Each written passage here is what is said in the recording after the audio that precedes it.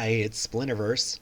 Welcome to another episode of D&D New Releases, the show where we talk about new third-party products for Dungeons & Dragons from both Dungeon Masters Guild and DriveThruRPG. We cover 20 new titles from each of those sites.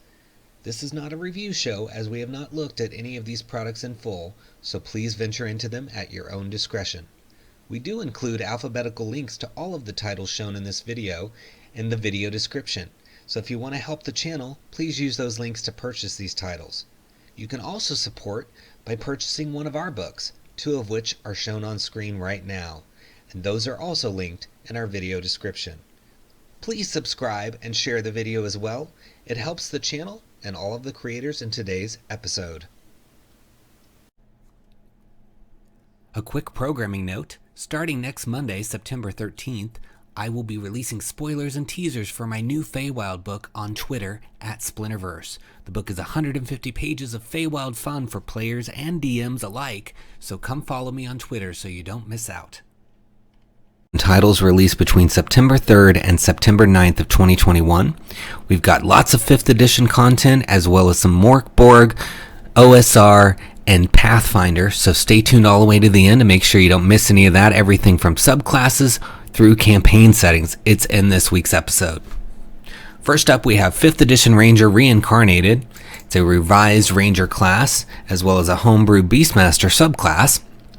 It says it's an update to the Ranger class that's a drag and drop replacement meant to give the Ranger class a better fit in the core design of 5th edition and be more consistent with overwhelmingly popular changes presented in the subclasses of Xanathar's Guide to Everything.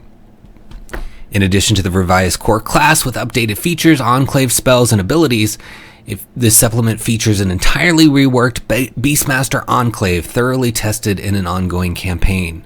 While not as flashy as options in Tasha's Cauldron, this Beastmaster is reimagining how the original subclass could have been and has worked marvelously at our table. So, sounds pretty cool. It's by Kyle Ouellette and Brandon Ouellette at $1.99 for 15 pages. That's a pretty good price. Let's take a look at the interiors. She's got a nice sketch cover here. Cool, okay. So I like that the sketch art and this kind of style of the sketch look is in here. So you got all your information on the class. So you get to see 4 of the 15 pages. So we'll just read a little bit of favorite enemy here. Beginning at first level, you have significant experience studying, tracking, hunting, and even talking to a certain type of enemy commonly encountered in the wilds. Choose a type of favorite enemy: beasts, fae, monstrosities, oozes, plants, or undead. Alternatively, you can select 2 races of humanoids, such as gnolls and elves, as favorite enemies. You gain a +1 bonus to damage rolls with weapon attacks against creatures of the chosen type. This bonus to damage increases to +2 at 6th, and again, +4 at 14th. And then you have advantage on wisdom checks to track your favorite enemies, as well as intelligence checks to recall information about them. And then you learn a language of your choice, and you will be able to choose an additional favorite enemy at 6th level and 14th level. So, cool ability to have a favorite enemy, certain types of creatures where you get advantage and other benefits. So, interesting. I like when people take existing stuff and tweak it and publish it, because there are people out there that maybe don't play certain classes because they don't like the way they are, or they feel like they're underpowered, and maybe this gives them an option to bring that class back or play it if they haven't been playing it, as long as their dungeon master agrees, of course. So yeah, if you're interested in this, look for it under 5e Ranger Reincarnated in the links below and give it a click. Next, we have Arcane Tattoos from Christoph Langham. It's got a suggested price of 50 cents at Pay What You Want, 6 pages.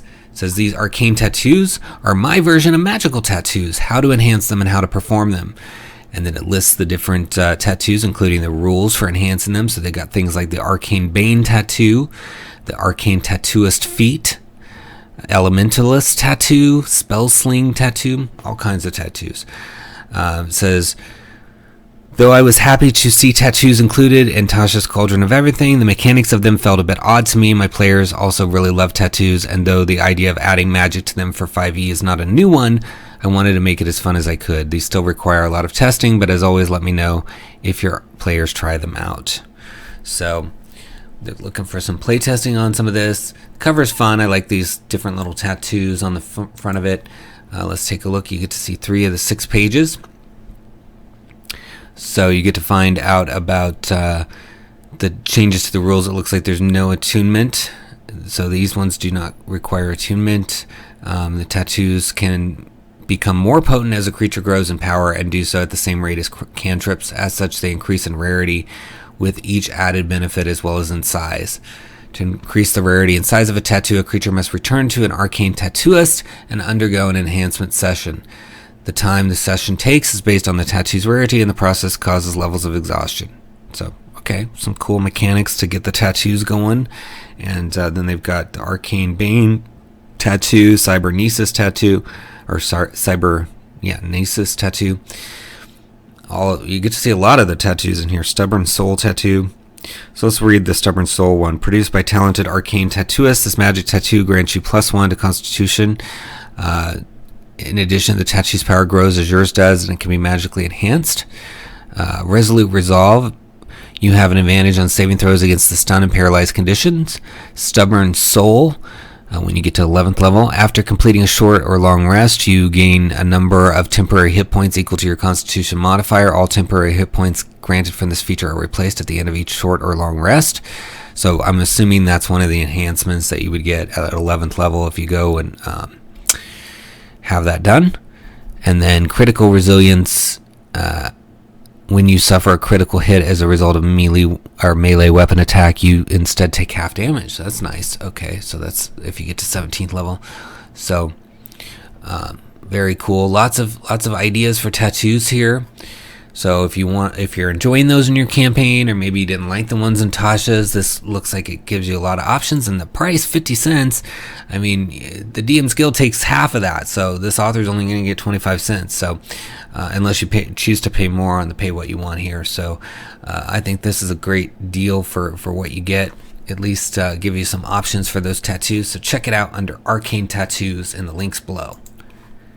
Next we have Blood Magic, a dark expansion to 5th edition spellcasting by Kyle Niblo, 1999. And it's got 29 pages. It says it contains new mechanics centered around spells that have increased potency at the expense of the spellcaster's vitality.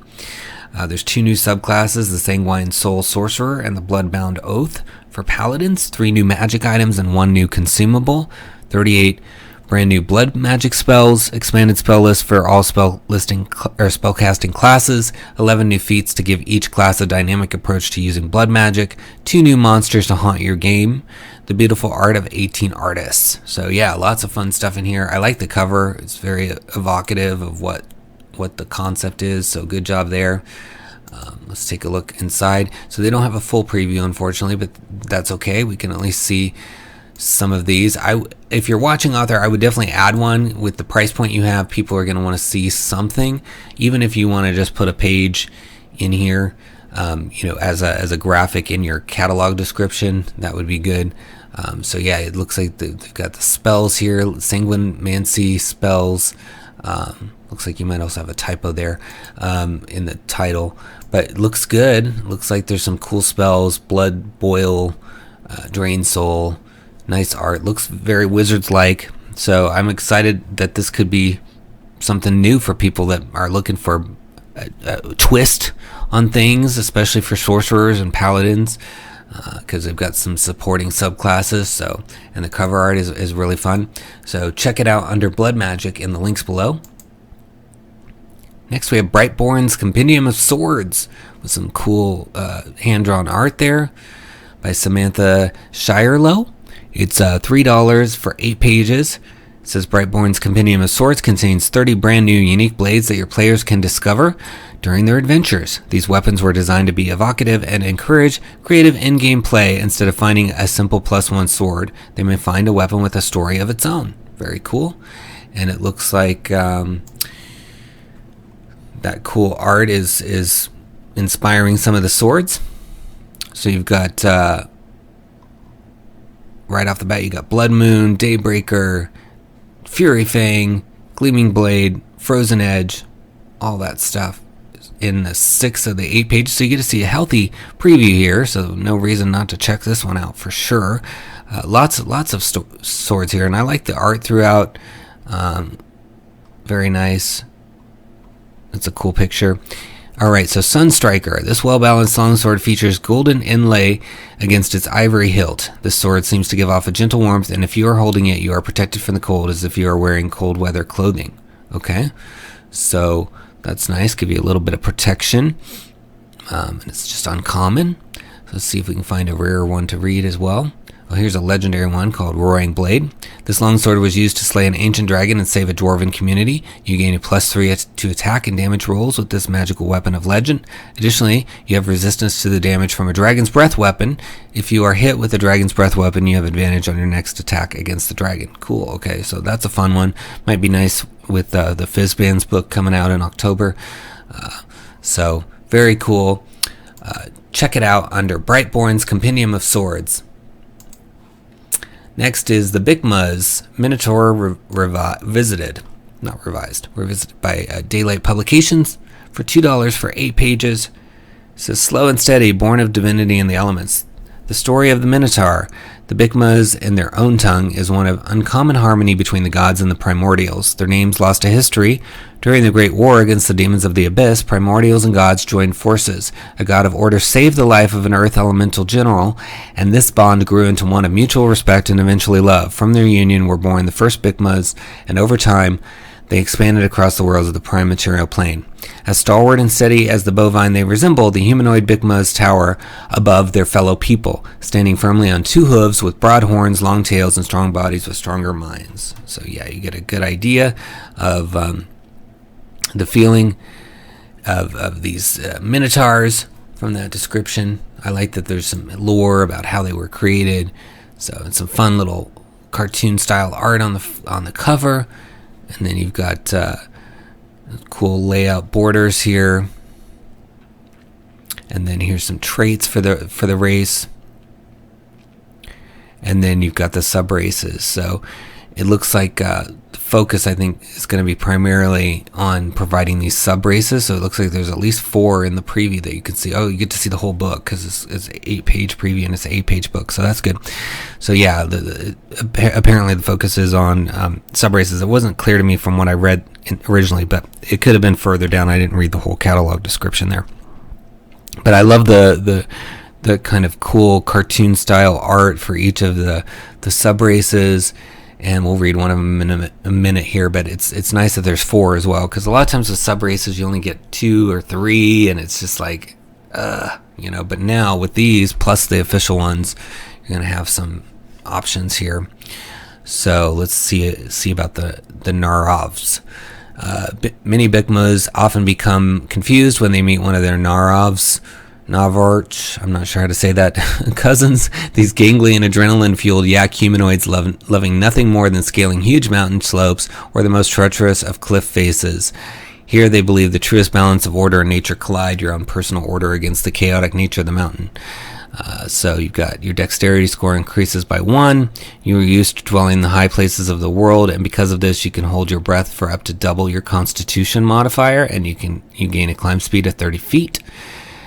Cliff scalers, there is no rock surface you cannot climb or scale, no matter how deadly it might seem. Once per long rest, you may cast spider climb on yourself for 1 minute and gain advantage on attack rolls while climbing. So they've been inspired by the sort of mountain goat style creature and worked it in, or yaks, I guess you could also say, and worked it into a sub race. So that's cool. So I would expect similar stuff. It looks like some very different looking minotaurs. So can't have too many different minotaurs in your campaign. So yeah, if you're in the market for minotaurs, check out the 𝙤𝙤𝙢𝙬𝙀 under 𝙤𝙤𝙢𝙬𝙀 in the links below and give it a click. Next we have the Cartographer Class by Al Sorensen. It's got a suggested price of $1 on Pay What You Want with 9 pages. It says, when the journey of 1,000 miles begins with a single step, there is little time to waste and even less to regret. The Cartographer is a class that embodies the very spirit of adventure and exploration, along with a thirst for knowledge of the unknown. Create your own unique arcane map maker capable of channeling planetary energies to create custom territories to help your allies and hinder enemies. Choose a fellowship to follow, as well as over 12 different geoglyphs designed to help you become the master of your own domain. And so, yeah, it sounds very interesting. I think cartographers are often overlooked, so I'm curious to see what's inside here. So you get to see 4 of the 9 pages. So looks nice, clean, easy to read layout here. You got your table to see what abilities you're going to get as you level up. And then let's read about the arcane map making. You have always had a keen eye and supreme spatial awareness, making you perfectly suited to creating detailed maps. Once per day, you can devote 1 hour to stationary meditation, where you expand your senses and become connected to the natural energies of your surroundings. Upon finishing this meditation, you enter a trance-like state where you frantically draw a map of your environment. The map includes topography, vegetation, gradients, water sources, and roadways for up to 20 square miles. Once you have completed the map, you place it into your atlas, where it begins to absorb the arcane energies of leyline magic. While you and your group are in the mapped territory, you gain certain benefits. Your group's travel time is reduced by half.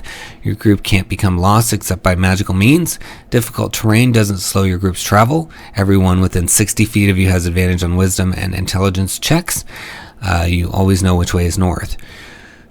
So pretty powerful location ability there, and being able to map the next 20 square miles. So that's interesting. I hopefully people give it a try. I would suspect some DMs maybe wouldn't want all the surprises mapped out, so you might want to read the whole thing, since you can see at least 4 pages, and see if you can learn more about that, if it has any caveat about maybe it doesn't reveal secret doors, or it doesn't reveal certain things. There's probably more on that in here, and I'm just only reading part of it. But yeah, so don't be scared based on what I said. Read the rest of it. There's probably some stuff in here that addresses that. And it looks like you get to carry this cool atlas that has these energies. I like that lore of that and how that works. And like I said, cartographers, we know they're in the world, but I think they're not used a whole lot. So even if you just use some of this to flesh out an NPC, I think that would be really cool. Maybe even having a magical map maker, and you could even bring in a NPC of this class. When you think your party's going to get lost, or they really are going to need a map bad, and so this is a way to bring it in without them finding the map. You can have somebody sitting there with this book and absorbing the energies, and they can be like, "What are you doing?" And then they see that it's this arcane atlas, etc. So I think there's lots of potential in here. Definitely come over here and read the rest of this and see if it'll work for you and your campaign. It's under Cartographer Class in the links below. Next, we have Dagfee's Wizardly Wonders. It's a collection of new wizard options for the world's greatest role-playing game. It says it's from Dagfee's Tome of Magic by GDR Games, $3.99 at 4 pages. A collection of Grand Mage Dagfee's wizard options. This small supplement includes a new wizard subclass, School of Animation, 2 new wizard spells, and new magical features meant for the wizard class. So, sounds fun. One note I would say to the author is, when you say on the cover from Dagfee's Tome of Magic, I'm not sure if you mean that's a lore book that it's coming from, or if there's actually a book called Dagfee's Tome of Magic that's out there somewhere. So somebody might think this is an excerpt, which I think, my interpretation, I don't know for a fact, my thinking is that it's actually a lore book that he or she or they are referencing here on the cover, with Dagfee's Tome of Magic being referenced there. So might want to clarify that in the description, just so people aren't confused, because sometimes people will hesitate to buy something they think is an excerpt because they're like, well, I'd rather get the whole thing, right? And I really don't think that's what you intend here, because there were several GDR Games released several titles this week that are from Dagfee's Tome of Magic. Maybe they're planned to be all part of a big book later. I don't know, but be cool to get a clarification in here for people, because I'd hate for people to miss out on it because they're scared that they should just wait for the full book if there is an even one, right? So maybe take a look at that. But it sounds like a great premise here. So we've got 2 of the 4 pages. Looks like some of your text ran over the image here, so you might also want to fix that. The beauty of buying these books, guys, is that authors can update them, and you can go to my library or your account and look for updates to your library, basically, and see if books have been updated. So even if you bought this right now, the author could come in and update it and get that text off the picture there so you can read it. So yeah, it looks, I like the art, very wizard style. So all right, let's find something here cool to read. So you got an arcane artifact, you've got cantrip specialty, ritual specialty, mentor ideal. Let's look at mentor ideal. As a wizard, your ideal can be replaced by the ideals here. The ideals below are caused by your mentor, the wizard who instructed you in the arts of magic. Ideal number 1 is strict. My teacher wasn't tolerant of a single slip up, and so I have learned to be a good-minded soul.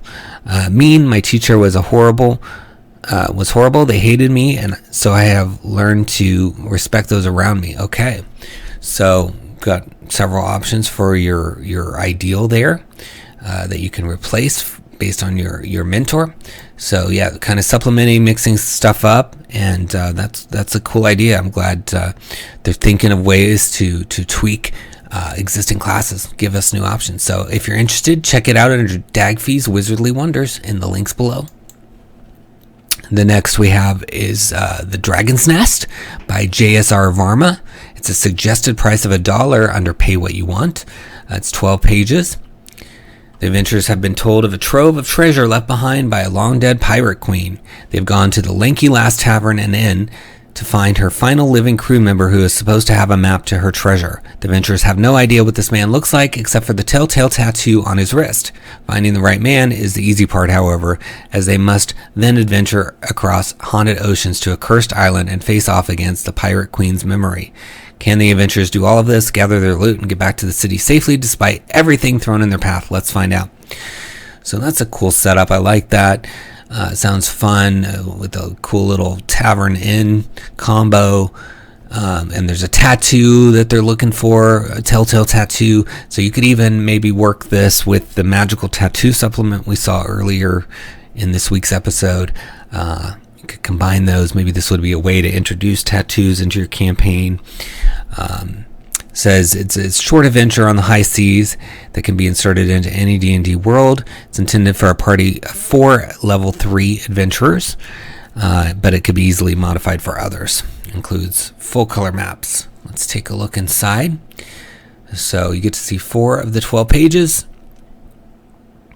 So you get the story overview, adventure hooks, and then role-playing some of the characters. And here's Captain Shaw, and then here's a note that you find, and then journeying to Dragon's Nest. So it says the journey to the island of the Dragon's Nest can be as interesting as you like. For the purposes of a one-shot where time is a factor, we skip the journey to arrive at the final destination. However, should you wish to play out the journey, the following table should supply a potential random encounter for each day of travel. So the first one is: a storm has churned up the water ahead and pushed an angry water elemental towards your vessel.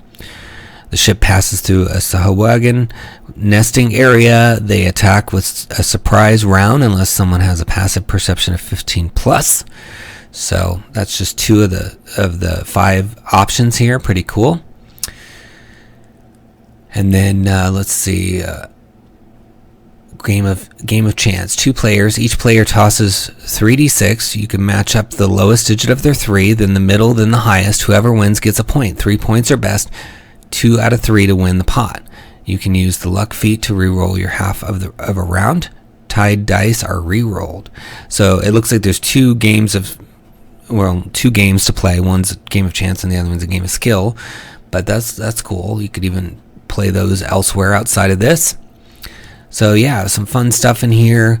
I like that there's these characters fully. It looks like they're pretty fleshed out with some background on how to role play them, as well as some options for encounters on the way there, seafaring encounters. So I feel like there's a good amount of stuff in here, especially for the price of only $1 for these 12 pages. So check it out under Dragon's Nest in the links below.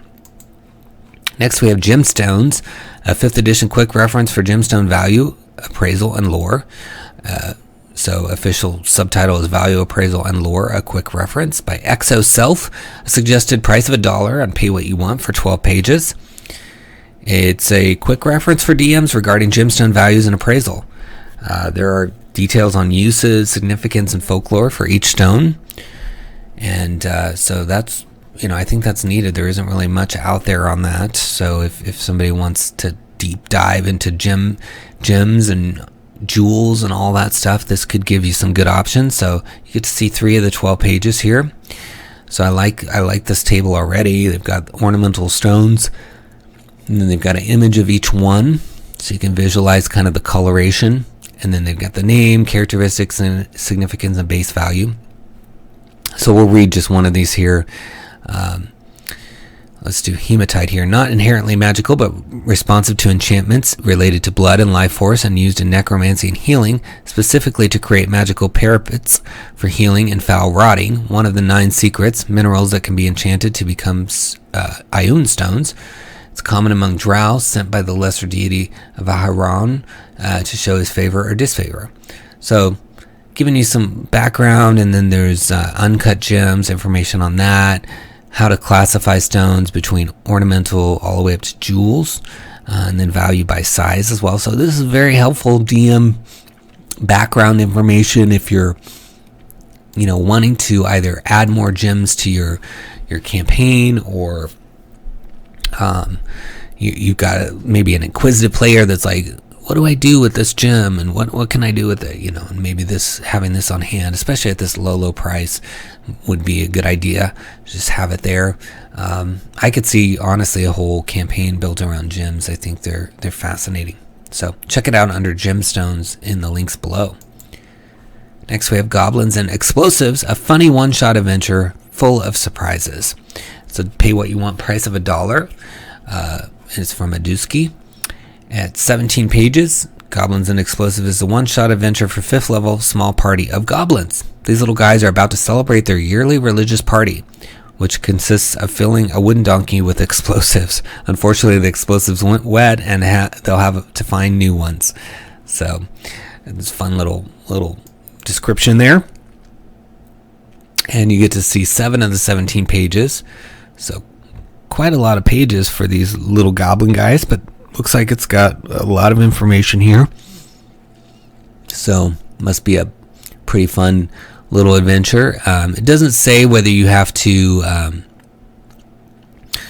create these goblin characters, because it sounds like you're playing as goblins. So, I'm not sure if the book provides you some pre-generated goblin characters or not. So if you're listening, author, that might be something to specify, and if it's not in the book, that might be something to add as well, just to make sure people, because when you say play as goblins, maybe they don't have any goblin characters ready. So if your book could offer some already generated ones, that would be good. And maybe it does, and I'm just not seeing it, and it's not described here. So don't assume it doesn't have that, guys. All right, so cool adventure summary, and then we'll read some of this flavor text. So, Stone Chewer Brothers, as you all know, there are barely 7 days left for the Spontiac celebration. I'm a good boss. He had gotten the fattest firecrackers in history, but here, friend, decided it was a good idea to leave them by the river. Well, this morning when I went to look, they were all wet. We urgently need explosives. Luckily, all is not lost. I have heard that in the Halfling region they are celebrating, and that some magicians are going to give a fireworks show. I have to stay defending the village, but I will reward those who collect the firecrackers with a magical feast and a large reserve potion box. So, kind of cool little setup there, and they're going to have to go find all this fireworks stuff. So, yeah, looks like it's pretty detailed, all kinds of options. So if you're looking for an opportunity to play as goblins, check out Goblins and Explosives in the links below.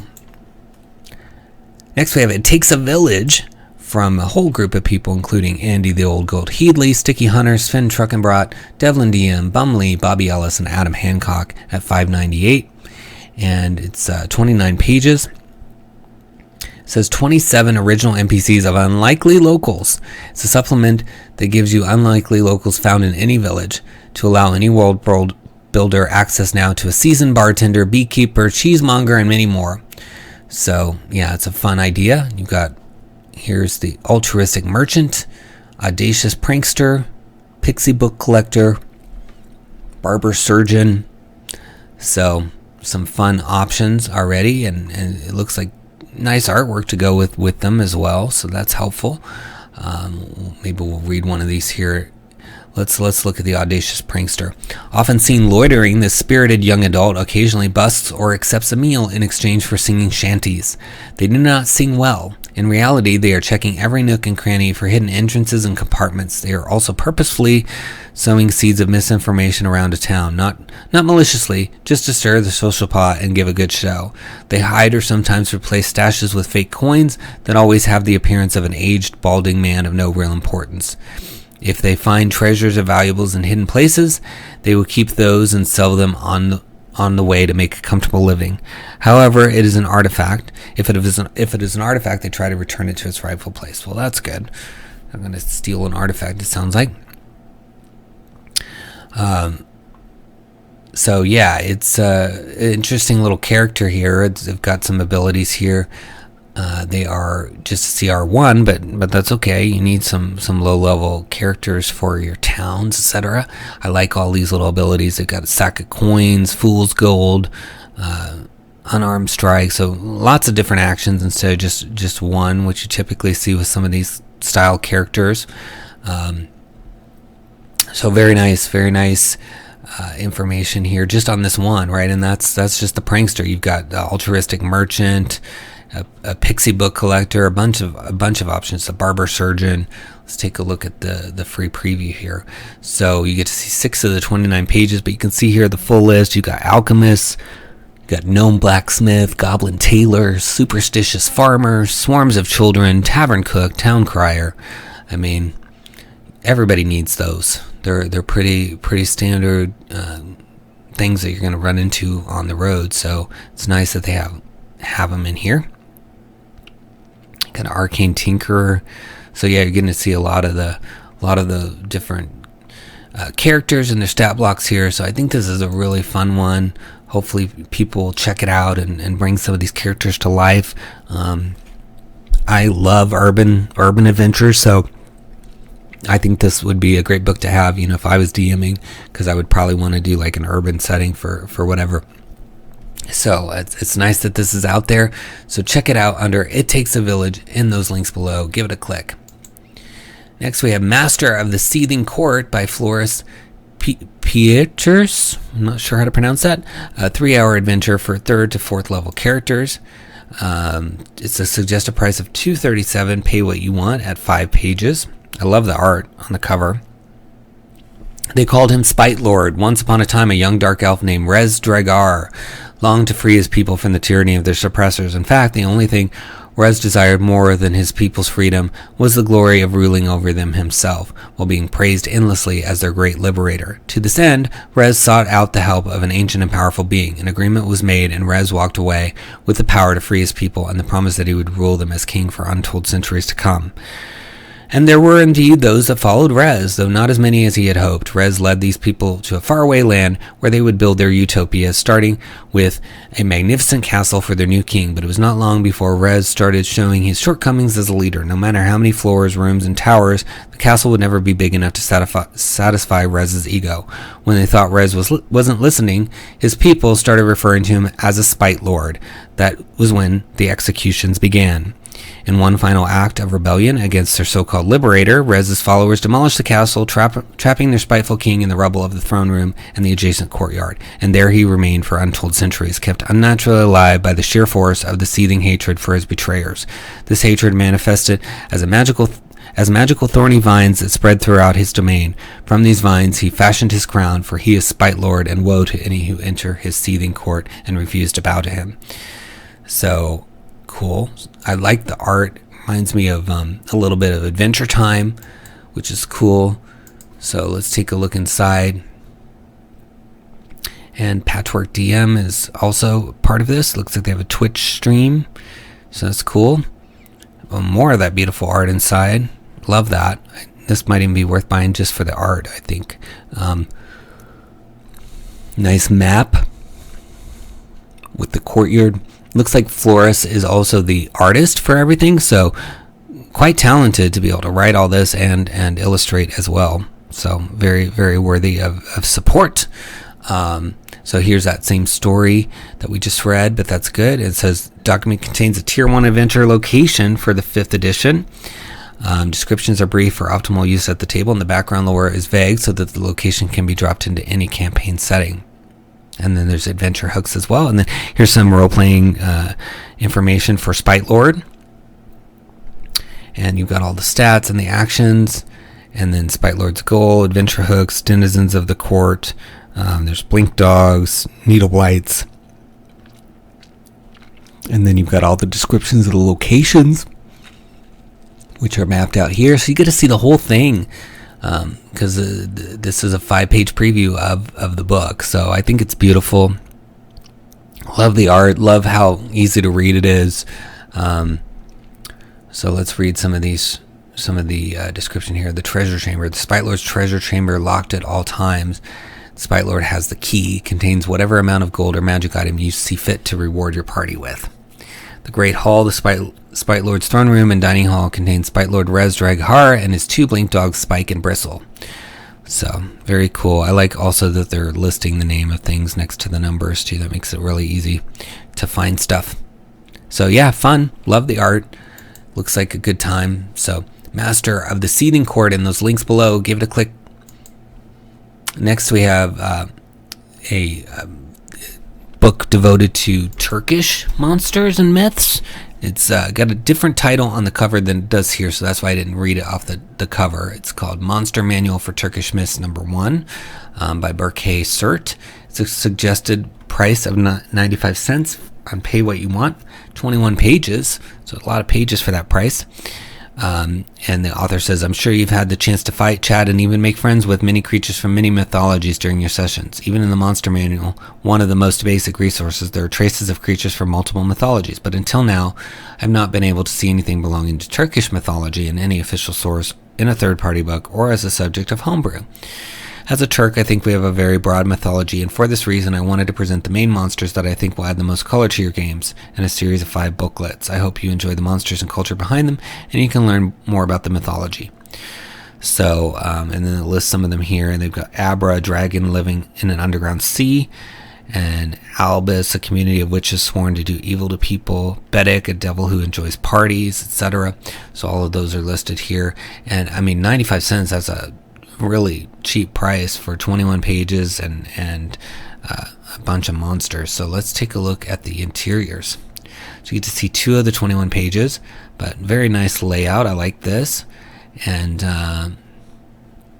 yeah, so very, very good looking. I like how they've introduced each section with the letter up here in calligraphy. And you've got the stat blocks. So Abasi. So all of these pronunciations and like the sources and Turkish lore. So it says Underdark spirits. They are believed to live underground or underdark according to your settings. They harm people for enjoyment. They are depicted as one-legged or footless, one-eyed and bald. Its teeth are made of iron. They lead people astray. Even some people they drive crazy. They eat carcasses, usually the carcasses of people they had driven mad. They can kidnap the human spirits. Dark spirits often catch humans when they are alone or in times of distress, when they are unprotected, helpless, sick, and distressed. Wow, okay. So very scary creature that might get you and try to eat you, basically. So very cool little creature, and that's just one. And they've got a bunch of them here. It looks like ranges from CR 1 all the way up to 20. They've got a 20 or a 27 as well, so that's good. Author, if you're listening, you might want to put your CR range here. That is a good selling point for people to consider purchasing, to know that they're going to get a CR 20 and a 27. That could be a big deal for a DM looking for something that big, and also that you have some level 1s as well. So great options there. So if you're interested in this, guys, click on the Monster Manual for Turkish Myths link in the video description. Next we have Paladin Oath, Oath of the Road by Blair McKenzie for $2 for 13 pages. It says it is a mistake to judge a road paladin by their appearance. Bespattered with road dust and often modestly equipped, But where an orthodox paladin has been carefully groomed and guided along their path by the church, these folks have often grown into their strengths in the wild. An Oath of the Road paladin dedicates themselves to choosing their own path and being honed by the real-world challenges they meet. So in addition to this subclass, there's a new feat, a new background, a backstory writing game to get your creative juices flowing, and then there's some GM resources, dozens of adventure hooks, ideas for iconoclastic NPCs, and stat blocks for NPCs in each tier. So very nice.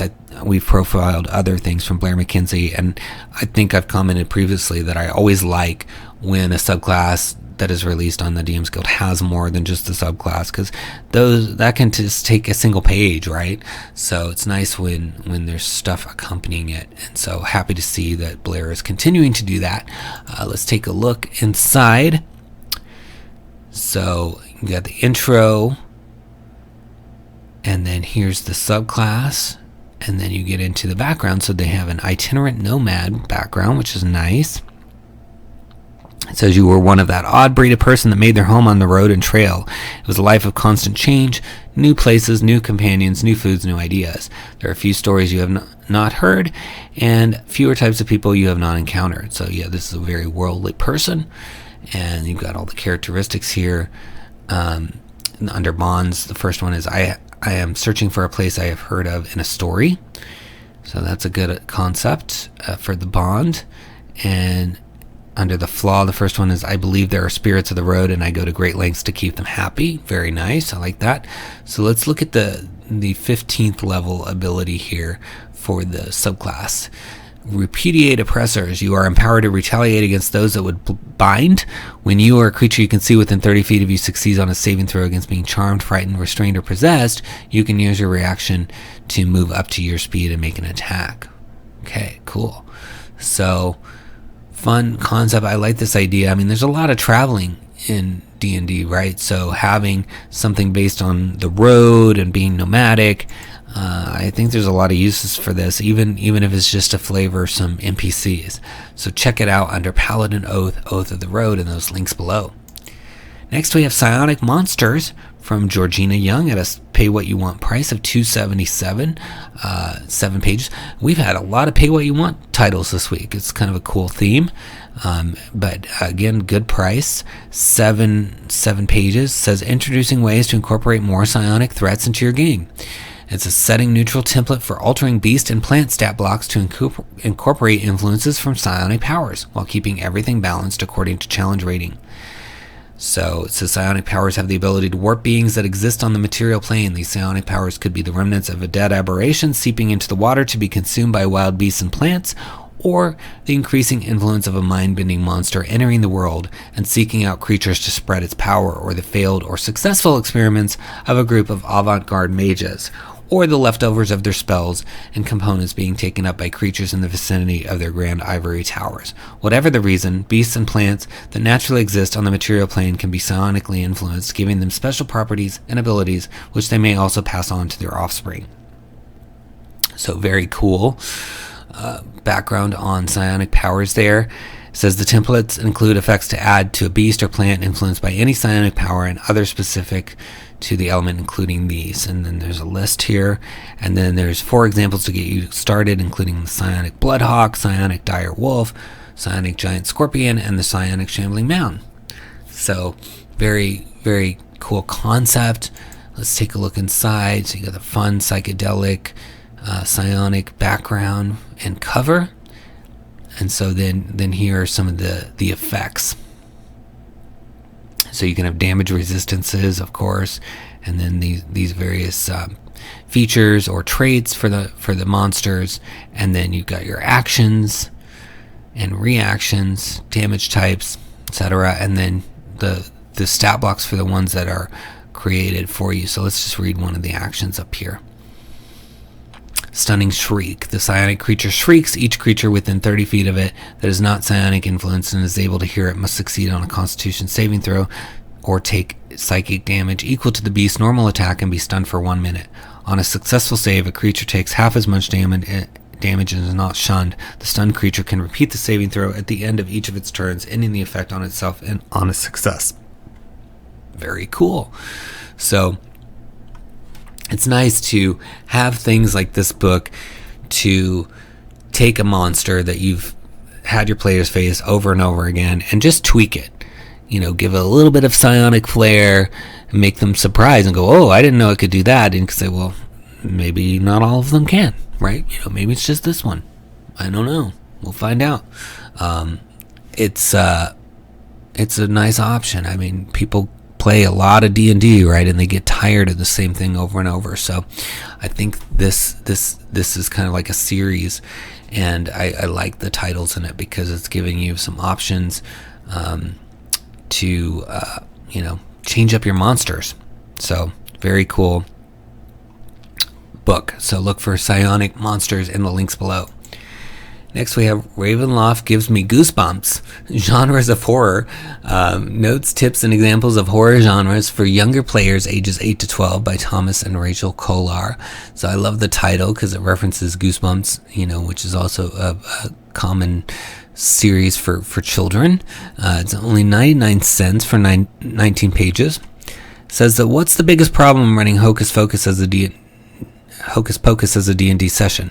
Why are there so many folk horror stories for kids? Why is the Gothic one of the most fraught genres to run with young players? It says, we are a couple of spooky gamer parents, and it's not always easy to run horror games for kids. In Ravenloft Gives Me Goosebumps, we go through the amazing genres of horror section of Van Richten's Guide to Ravenloft with tips and ideas for running games for kids in each of those genres. We start with the general horror gaming with kids tips, and then we go into each genre, providing advice on how to adapt that genre for kids gaming. In addition to overall genre advice, we give examples of kids' horror books, movies, and shows that use those genres, and advice for adapting them into Dungeons & Dragons. We go through several famous kids' horror movies to discuss how those stories adapted genres of horror for younger sensibilities. So, yeah, very inspired by things like Goosebumps, it seems. So, cool. They don't have a full preview, but they have a little quick preview that you can look at. So, talks about why, and then they go into the details. So then this is all about the body horror for children and the cosmic horror for children. So I think this is helpful. I mean, a lot of people, Van Richten's was the most recent book that came out. So a lot of people are running those, and maybe they want to do one with some kids. So this really gives you that option. It's very nice when there are things for kids. I always like to include stuff for kids in this series to help parents and teachers out there have an easier time of it. So check it out under Ravenloft Gives Me Goosebumps in the links below. Next we have a very ominous cover for a book called Shadowcraft from Christopher Thomas Grabowski, and it's got the pay what you want price of $1. It is a phone PDF, so just keep that in mind. 37 pages though. So that's a good amount. It says the book Shadowcraft contains instructions and advice detailing the trade secrets of the subtle arts. This book itself serves as a player aid and features a new magic item, 12 new feats, 20 new adventuring gear, 8 new weapons, and rules for advanced weapon training for the weapons included in this book. And it's cool that it's a phone PDF. You don't see a lot of those. So let's take a look. You get to see all of the pages in this quick preview. And normally the quick preview, you can't really read anything, but because this is a phone PDF, you can, because the pages are smaller, right? So it's nice. So don't ignore the quick preview, especially on phone PDFs. So you get to see pretty much the whole book here. So you got your magic item, your feats, several feats, very nice. And then weapons, various weapons, and training, and then some gear. Looks like some fun gear as well. There's a wire saw. The flexible saw consists of an abrasive wire hooked to 2 metal rings. By feeding the wire around a deadbolt or a small door bar, you can use the rings to quietly saw through the obstruction. So that's cool. Signal torch, skeleton key, pocketed scarf, an elaborate design disguises several small pockets on one side of the scarf. The scarf grants you advantage on dexterity, sleight of hand checks to conceal tiny objects on your person. And that's just in the adventuring gear, right? So they've got a lot of other stuff in here. You've got various feats. Oh, sleuth. That sounds like a fun one. You have an eye for detail and can pick out the smallest clues. You gain the following benefits. You can take the search action as a bonus action. If you have or later gain the Eye for Detail feature found in the Inquisitive Roguish archetype and the Rogue class found in Xanathar's Guide to Everything, when you use your action to search, you gain +5 bonus to any wisdom, perception check, or investigation check you make during that action. Being in a lightly obscured area doesn't impose disadvantage on your perception checks if you can both see and hear. You have eidetic memory. When you finish a short rest, you can make an investigation check to discern a clue that you overlooked since your last long rest. The DM decides which clue, if any, you might discover and what the DC is. So very cool. Yeah, so lots of fun stuff in here. It could be a cool little thing to have on your phone, to maybe refer to it during the game. So yeah, I like that. Under Shadowcraft in the links below. Next we have The Shadow over Glenhallow, The Midnight Fables by Aaron Bauman. It's $3.99 for 16 pages. After the death of a beloved town guardsman, villagers have gone missing and a strange fog has surfaced around Glenhallow. The characters have been hired by the desperate mayor to find the villagers and shed light on the mysterious fog. It's a 4 to 6 hour adventure for 3rd level characters. So they interviewed key townsfolk and they have intense combat as they brave Thornfall Forest. And they've got a battle map ready for virtual tabletop use. So let's take a look inside. So here's your table of contents overview. So then Act 1, they do some initial questioning. And then you've got your flavor text and all the information you need as you run the adventure. So very cool. So notes about Glenhallow. Every night a mysterious fog will roll into the surrounding. Accompanying it will be will-o-wisps, visible deep in the forest. The trace of undead is faint in town, but it can be picked up by keen trackers. It will lead them into Thornwall Forest before disappearing. So, very cool. It says, Flint seats everyone outside underneath an awning near his forge. There are tools, weapons scattered about the workspace, and cool breeze. Flips over a few pages on a book about monsters. Before Flint closes it, he says, I've already spoken to the guard. I don't know how much more help I can be. So yeah, you've got interesting dialogue with the characters. And then here's some secrets. It says that strange fog that has been seen in the forest has been getting worse lately. Is a secret somebody might share. I've noticed some glowing lights deep in the forest at night. So very moody adventure. This could be good for Ravenloft or just if you need some spooky stuff. So take a look at Shadow over Glenhallow in the links below. Give it a click. Next we have Travel Report, everything you need to quickly and easily summarize your players' journeys and create narrative transitions for D&D. So very cool. This is the 3rd one. I think the past I think last week and the week before we've had books addressing travel. So I'm happy to see that there's now several options that you can look at to make travel more interesting for your players. So very cool. It's by MW, $2.95, so good price here. Pay what you want. 3 pages. It says travel in Dungeons & Dragons can be hard to get right. Do you hand wave it and just move characters between set pieces? Do you roll for random combat encounters and risk spending entire sessions on the combat? Or do you imply it happens between sessions and never address it at all? So this book is a 2-stage set of simple, easy to understand rules designed to make the concept of getting from point A to point B much easier for everyone to become invested in. There are a series of pre-travel requirements and retrospective dice rolls. Travel Report will allow you to keep the story going at your table while still adding significance to how your players get wherever they're going. So I like that already because it seems to me that it maybe gives you the opportunity to avoid those encounters that might turn into a whole session as opposed to getting where you want your characters to go, which can be okay, but maybe that's happened a bunch and you're tired of it and you want to just get to where you're trying to get them to go. So maybe for even just a travel session, you do this. You don't have to do it for every travel session, right? So let's take a look inside. Get to see all 3 pages, so that's very nice. So it's got a brief overview and then required resources and the travel role and then environment, unforeseen impediment. So it just kind of lays out how you go about it, like what you do. It says required resources. Before setting out on a quest or expedition, players must first determine how many days their journeys will take and then purchase or otherwise acquire adequate resources.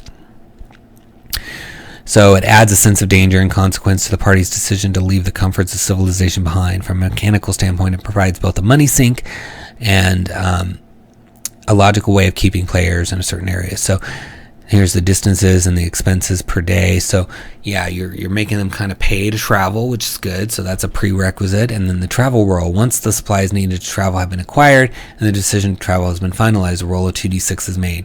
This is the travel roll. The travel roll is a retrospective and signifies events that have already happened to the party on their way to the destination. On revealing the results of the travel roll, the party has arrived at their destination through possibly a different condition than when they departed. And then it gives you the mechanics. I'm not going to read those. You can come read the whole title here to kind of explain how that works. But we'll see what happens if you get a favorable journey. We'll read one of these. So fragrant blooms, the verdant lowlands you traveled were home to fields of vibrant blossoms, and the combined scent of all of them was very pleasant. Addition to the wind and wisped about you. Until the following dawn, all members of your party have advantage on any persuasion checks or performance checks they make, as remnants of the flowery aroma draw the intrigue of any who speak to them. So cool little boon there, a buff. And then unforeseen impediment, night raid. A group of bandits saw your campfire and marked your party as prime targets for a moonlit heist. Startled awake by the less than perfect stealth they employed as they emerged from the overgrowth around you, your party managed to drive them off after a short skirmish, but not before taking a few unexpected blows and cuts of their own. All members of your party arrived at the destination with half the amount of hit points they had when they departed due to the wounds sustained during the botched raid. So, consequence, right? Something bad happened. This is what happens when you step outside your comfort zone. You can get injured. So they took a chance, they rolled, they encountered this, and now they have to do some healing or some resting to maybe get those hit points back. So I like this. I could see expanding this and even adding more over time. You know, the author could release additional books that add additional impediments, because over time, I mean, you've got how many here? You got 12 roughly of the options. So over time, 24 journeys, and then you may have used all of these. So maybe, if the author is interested, they could do some additional releases over time to add more to this copy even. But I think that's plenty to get people started, and certainly the mechanic, and of course DMs can invent their own as well. It doesn't have to be the author doing it, but I definitely love these. I think I would be interested in reading more and more and more of those. And I like this system as well. I think it's a nice system. It skips over having to deal with a whole encounter. So very good option for you at a very good price of $2.95. So check it out under Travel Report in the links below. Next we have Winds of Madness with a very awesome cover. I really like this cover a lot. The artwork is gorgeous, and it's looks like it's by Enoggio. And the author of the book is Patrick Hoffman and Angus Basai. $9.95 for 90 pages. So that's quite a lot of pages. Already got 2 5-star ratings. That's nice. It says a horrifying and frozen adventure for 11th level characters. In the far frozen north, a strange storm gathers. Contracted by an academy of wizards, the characters are sent to find the strange storm's source and put a stop to it. However, the characters get more than they bargained for, and during their adventure are flung to the far edges of reality, a place of madness known as the Far Realm. With no way home, the characters must survive the maddening realm, stop the storm's source, and get back home. Yet, adventurer beware, no one can survive the Far Realm without being changed by it forever. So I love that setup. Very well written as well. Inside the 90-page book, you'll find the world's first planar adventure set in the Far Realm. Beautiful full-page illustrations and maps, a fleshed-out local region of Far Realm space for sandbox and storyline play, an array of new monsters, magic items, and madness. So you can see already this really cool map for the Far Realm. I like the style of that map. And then you've got very nice art throughout. So this artist is really good. I also am enjoying the writing I've read so far. So let's take a look inside. So you get to see 9 of the 90 pages. So you get an intro, a foreword, and then some information from the illustrator. And then it looks like they're going to go through the different characters, story overview, chapters of the adventure, and then you've got Far Realm encounters, magic items, monsters and NPCs, spell jammers, printouts and maps, and then an index of stat blocks. So here are some of the NPCs, and then you've got your introduction. So very easy to read, well laid out, and of course this gorgeous artwork. So we'll read some of these flavor text in a minute, but yeah, I would love to read the whole thing. It looks just lovely. With a falling, sickening sensation, the teleportation takes effect. You feel your stomach give way, and a rushing sensation vibrate through your body. Your surroundings peel away in incandescent magic, and before long, the environment morphs to that of a tan-colored stone room filled with circles of arcane runes. The temperature drops drastically. All about the walls and floor, blue inks and candles paint the room in mythical waves and circles. Amongst the sea of symbols stands an aged but vibrant man in a large fur coat in regal colors. Tough lines and gray hairs streak across his face, giving the impression of stress despite his well-worn smile. So nice, flavorful, fun little description, introduction to the arrival to the Great Orrery. You're going to deal with Winter's Rock Castle and there's some information on role-playing this character and all sorts of information about the orrery. There's a market where you can buy stuff, all sorts of stuff. But I mean, just look at this fun little map here. So the orrery is probably on here somewhere, maybe behind this picture. But just this map alone of the Far Realm is quite valuable. So I think, this is a well-priced book for the amount of stuff you're going to get. Who isn't interested in the Far Realm? I mean, that's a fantastic, interesting plane, and I'm happy to see that they're really trying to bring it to life with this release. I like this. It's one of my favorites that I think I've ever looked at on here, so I'm going to have to get it.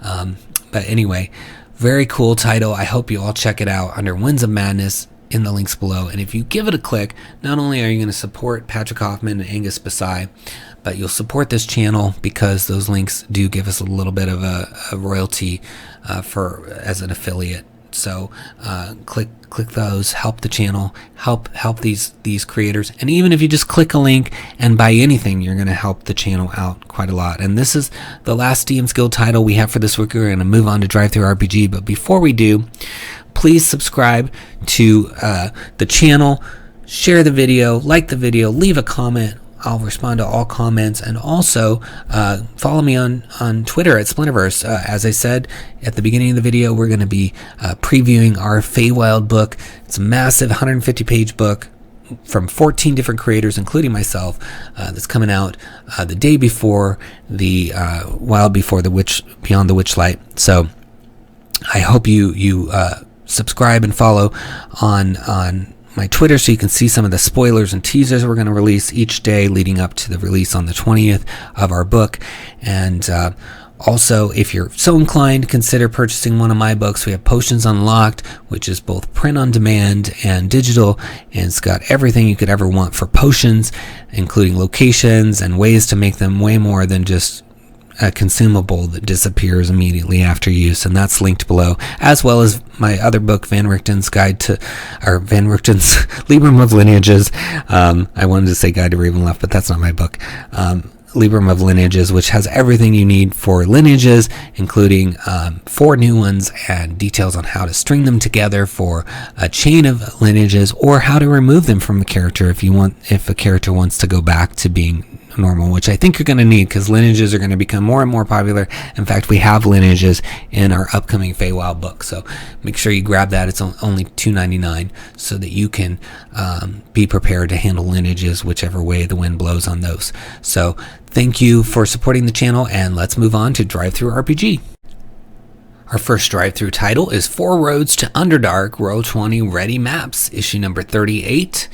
And as you can see on the cover, there's some gorgeous 3D style maps here from Map Alchemist. It's on sale for $5.95 right now, and it's normally $11.95, so it looks like a really good price.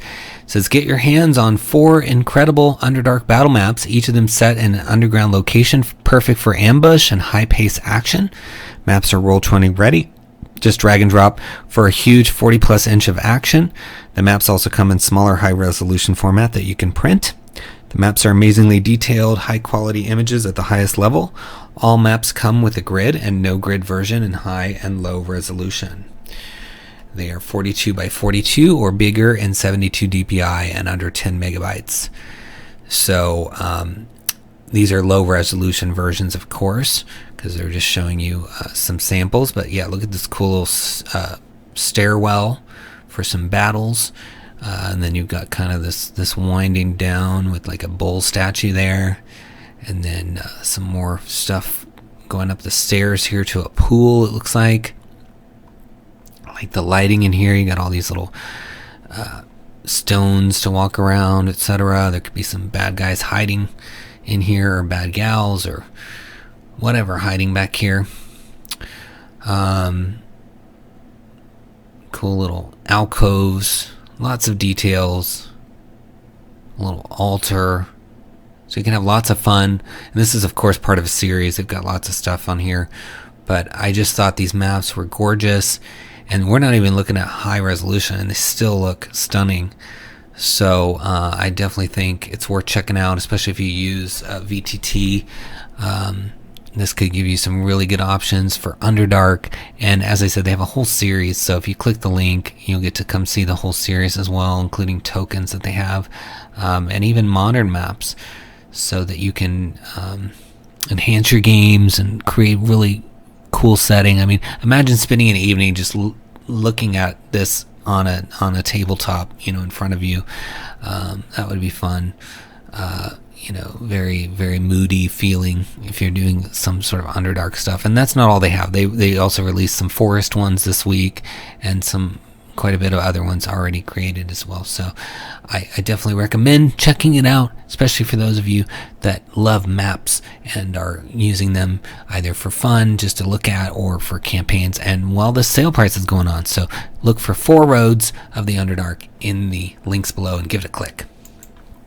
Next we have Angels of Porphyra by Perry Fair and Purple Duck Games at $3.99. It's for Pathfinder 1E, as well as D20 3rd edition Dungeons and Dragons. Says the time has come for the righteous and upstanding to get some recognition in the adventuring world, rather than the bloodthirsty, greedy, and craven. So Perry Fair has written Angels of Porphyra, a collection of exciting gaming rules and expansions from Purple Duck Games. The forces of good and light need some support and help, and the Archangels, right-hand deities of the new gods, are here to help. Not all Archangels have kept to the path of righteousness, though. Meet Elvira, adventurer raised to godhood, 𝙤𝙤𝙠𝙨, a sorrowful angel of the wilderness, Jeremiah, gentle reaper of souls, etc. They're supported by a new half-angelic race, the 𝙒𝙚𝙘, 2 new clerical domains, 9 new artifacts, 12 new powerful spells, the Hymnal of Quadif, containing 7 new bardic notes, hymns, and melodies, 6 new angelic feats, and 5 character traits, and even more content, including stats for the Celestial Towers, home of the angels. So this sounds like a lot of fun. I always feel like the Celestials are kind of ignored compared to the Fiends. So it's exciting to see that they're devoting some time to that in this book, and 30 pages is quite a bit of information. So they don't have a full-size preview, but they do have a quick preview that you can look at. So you can see they have images for some of the items here, and new race, relics, all kinds of good stuff, new spells. Yeah, lots to see in here. So I think that's great. You get your Celestial Towers information, all kinds of good stuff. So yeah, if you're looking for something celestial, maybe even a new race or artifacts, all kinds of fun stuff awaits you in Archangels of Porphyra. So give it a click in those links below and check it out. Next we have the Book of Random Tables number 5 by Matt Davids and Dice Geeks. It's already a best copper seller in its first week. It's system agnostic, but can be used for Pathfinder, D&D, all kinds of stuff. And I will say, this is the 5th book in the series, and I purchased the previous ones, and they're fun. I love tables, and these tables are fun and good ones. There's always something in these books that I end up liking. and I just like reading through tables. It triggers my imagination as a writer, so I'm sure for DMs it's super helpful. But yeah, I've enjoyed all the previous editions, and I really want to get this one, and it's on sale for $2.99 right now, guys, so it's a good time to get it because it's normally $4.99. It says find random tables like dragon names, fantasy country names, ship names, carousing, night encounters, fey-touched carnival prizes, items in a fishing boat, items in a goblin den, business profit and loss, key backstory moments, NPC developments, resurrection side effects, town happenings, and more. And then they list the links to the other books, which I said I've purchased and enjoyed heavily. So love it. Let's take a look inside. So you get to see 12 of the 50 pages. So you're going to see some of the random tables here, and yeah, here's a list of all the different ones. Items in an inn room, that could be super helpful. Talks about how to use it. Here's your dragon names table, so these are some cool names for dragons, which you might need with Fizzbands coming out here soon in October. You might need these names, so I think this is a good buy just for that alone. Fantasy country names, so if you're creating your own little countries, you can have that. I like that. Gang names, yeah. Emerald pinchers, pillagers, night stalkers, crystal spiders. So lots of options. Westwara is one of the country names. Gamevia, all stuff that I would struggle to pronounce on this channel. But that's good. It should be mystical, fantastical, all those good things, right? If it's hard to pronounce, you did it right. So I like this book. Can't wait to read it. I gotta get it. So if you're looking for some fun tables to inspire you, whether you're a DM, writer, player, whatever, check out Book of Random Tables number 5 from Dice Geeks by clicking that link down in the video description. Caves of 𝘏𝙗, a generic source book, is our next title. It's by Bamboo Hare. It's $6.95, normally $16.95, so also on sale. Written by Joshua Kuhl. It's for OSR, Old School Essentials. It says a macro-designed cave system connected to cursed remains of a fledgling village residing within a day's journey to the coastal city of Jarios, while the only mountain pass in the area is being attacked by kobolds. Just another day for our adventurers. Connected to the Sea of Artharon, the region of Bremir lies to the north, while across the mountains is the city of Tursan. The trade road to the south leads to Kettleum, and an island in the sea is home to no one. The city is home to 5 noteworthy inns, multiple guilds, almost a dozen religious groups, and one persnickety dwarf who runs the Anvil River Library of Magical Studies. So build a one-shot or use this as a framework to build your own city. Leverage the named locations for more insidious plots for your players. If you know your game system and want a framework to connect modules together, then welcome to the Caves of 𝘏𝙗. And then they've got their own video going through, probably more than we're going to get to look at here in this. So you might also want to watch this down here. Alright, so we get to see 22 of the 72 pages, so that's a pretty good amount. So you got the region description, dangers at each location, description of the city, major roads, how the players arrive. They got options, overheard whispers, all kinds of good stuff. More whispers, merchants and guilds. I like kind of how the layout is, where they've got various boxes for different pieces of information. I think that breaks it up nicely. Here's the old watchtower. So, I mean, it's mostly location stuff, so I'm guessing you can probably adapt this pretty easily to 5th edition as well. Even if it's just names of things or descriptions, I mean, those don't really, unless there's a monster referenced or an item referenced or a mechanic referenced, it's really system agnostic for a lot of this, so I'm guessing it'd be pretty easy to adapt this. But let's read this Whistling Hemlock Inn description. A small inn with a large room. The food is of reasonable quality. An overcrowded main room is filled with customers milling about. Smells of the kitchen permeate the place. Lamps scattered about the inn provide light. Dishes being moved about can be heard throughout the inn. Timbers push the ceiling upward, and carved bones of a massive animal support thick wooden planks to create a bar in the middle of the room. And then they've got information on the owner. and then their attitudes about various things. So these are some mechanical things that you might not be able to use in a different setting, but or a different edition, but it could give you a general idea, I guess. And then some whispers. So Scriptorium of Shalandia Quinwer was seeking a set of boots last new moon, so you might need to help find those boots. But yeah, fun, interesting location. Seems like lots of detail in here, so if you're looking for a location, check out Caves of Kabash in the links below and give it a click. Next we have Compact Inn and Tavern by Gabrielo Dispent, and it's at a pay what you want price of $1.99 for 10 pages, and it's for 5th edition.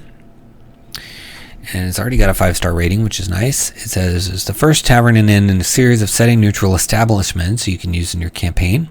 It includes a detailed description of the place, maps free for use, a chess rule set, around 10 NPCs that have their own little stories. So, and it looks like the goal of this publisher is to provide materials for better game management. So, you need a town in a hurry. That could be an option, but this is about inns. But the example down here was a town, so that's why I said that. But let's look inside at the inns. So you got the possible location. You're going to see 4 of the 10 pages. You can already see some cool artwork, etc. So they've got the location suggested names and mottos. So you can actually use this for, it looks like, up to 4 different taverns, unless you want to come up with your own name, in which case you could. Got the menu, outside appearance, tavern space, and rooms. You might have to tweak the descriptions if you're going to use it over and over with the same players. But and then we've got you can get VTT versions, it looks like, by going to the author's Patreon or Imgur. You can see nice little night variations, etc. And then here's some information on the characters. It says Portia Norman is a middle-aged female human with a youthful face but with noticeable wrinkles and gray hair. Portia spends much time on making herself look younger and thus likes it when people compliment her looks. Her duties include preparing the rooms and attending to bar patrons. If the rooms are occupied, Portia would attend to its renters as well. Players can befriend Portia by giving her flowers and by complimenting her looks. If Fezzi is at the bar table and Portia is on the same floor, you can make the party or PC do a perception check. If the roll is successful, then the PC notices Portia glancing at Fezzi's direction frequently with amorous intent. And then there's more that I won't spoil. But very cool information, quick and easy, ready to go. Can have this on standby. If you all of a sudden need an inn and tavern, it's good. You're good. You've got it for $1.99, ready to go, or whatever price you choose to pay on Pay What You Want here. So definitely pay something to support these creators, and check it out under Compact Inn and Tavern in those links below.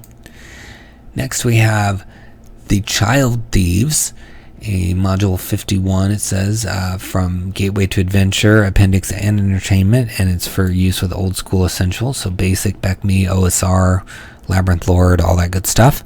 3rd to 5th level adventure. Several years ago, a piper happened along the poorest district of the city during the midst of the plague of the rats. With his magic flute, rid the people of them. Every year since, the rats have come again, and so has the piper. In recent years, the price of his services has risen, but the money of the poor has not. This year they could not pay. The angered piper left the district, cursing its residents. The next morning, the people awoke and found the beds of their children empty. Large rat-like tracks were found in the district, leading from the homes of the missing children to the storm drains. With so little to offer for the return of their children, will the people find anyone to attempt to rescue? Yeah, that's a really good setup. I think that, good adventurers would naturally want to help them get their children back. Cool cover art here. Some nice interior art as well. Goes into using the module, rumors, etc. People of the district have many rumors in regards to what happened to their children and what the abductors might be. If the players choose to question the people, each player may roll a d12 and learn a rumor. from the table below. So you're seeing 6 of the 27 pages. Let's look at some of these rumors. The Piper is truly a devil and has taken the children's souls, and that's false.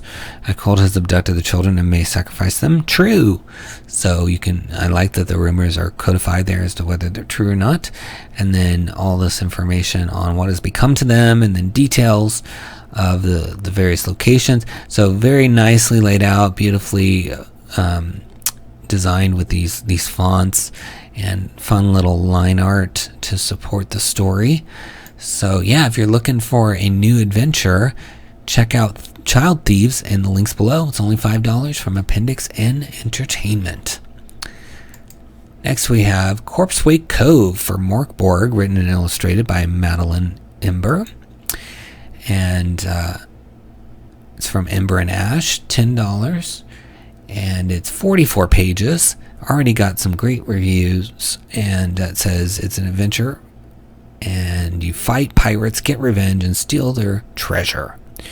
So you can see this kind of creepy skull guy or skeleton guy, and it says inside there are adventures, tables, characters, and places printed in full color. Choose your approach as a party. Will you sneak in disguised, or will you charge in for all-out slaughter?